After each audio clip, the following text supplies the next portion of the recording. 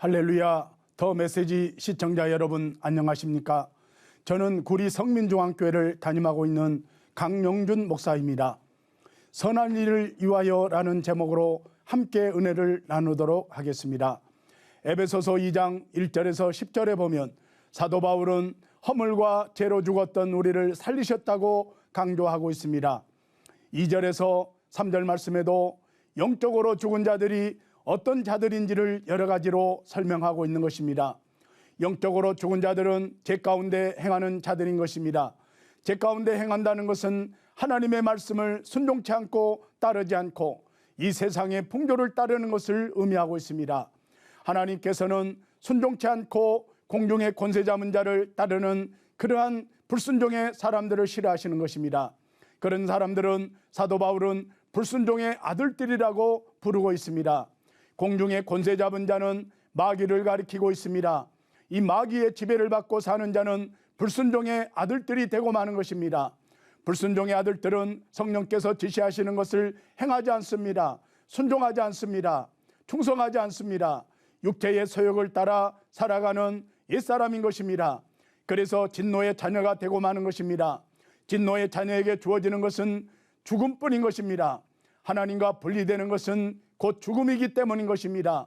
불순종의 아들들, 진노의 아들들은 이미 죽은 자들이고 또 영원히 죽을 자들인 것입니다.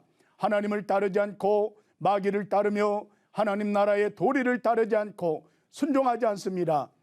이 세상의 풍조를 따르며 성령의 소욕을 따르지 않고 육체의 욕심을 따르는 것은 죽은 자들의 모습과 형태인 것입니다.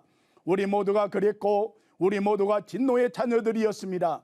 그렇게 죽었던 우리를 하나님께서는 예수 그리스도를 통하여서 살리셨다고 말씀합니다.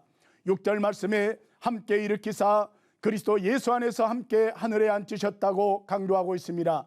이것은 하나님께서 우리를 살리셨다는 것이 그저 이 세상에서의 우리의 삶보다도 길게 연장시켜 주신다는 뜻이 아니라 우리를 영원한 하나님 나라의 백성으로 인쳐주셨음을 의미하는 말씀인 것입니다.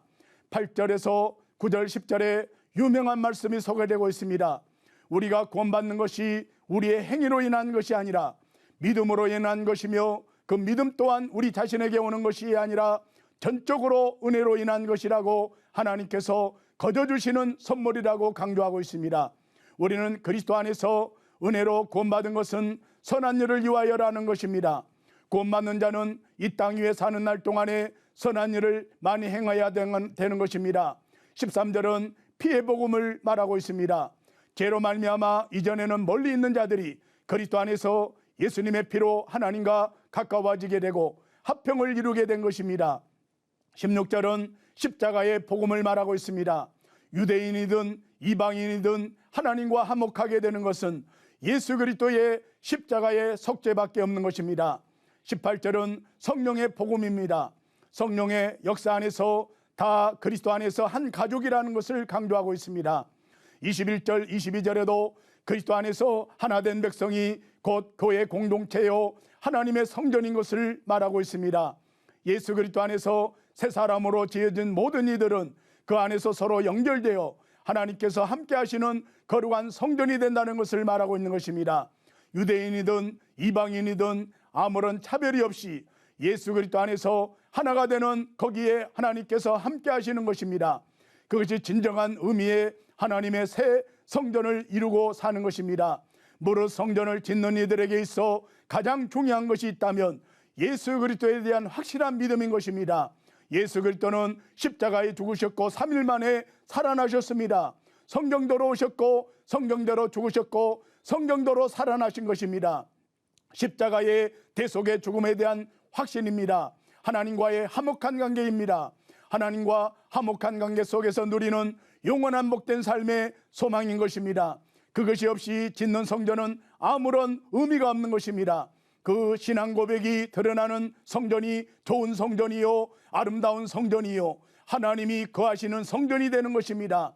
이 신앙 고백이 날마다 행해지는 거룩한 참 성전이 되시기를 바랍니다. 그 신앙 고백이 있는 곳에 하나님이 함께 하시기 때문인 것입니다. 지금까지 더 메시지 강용준 목사였습니다.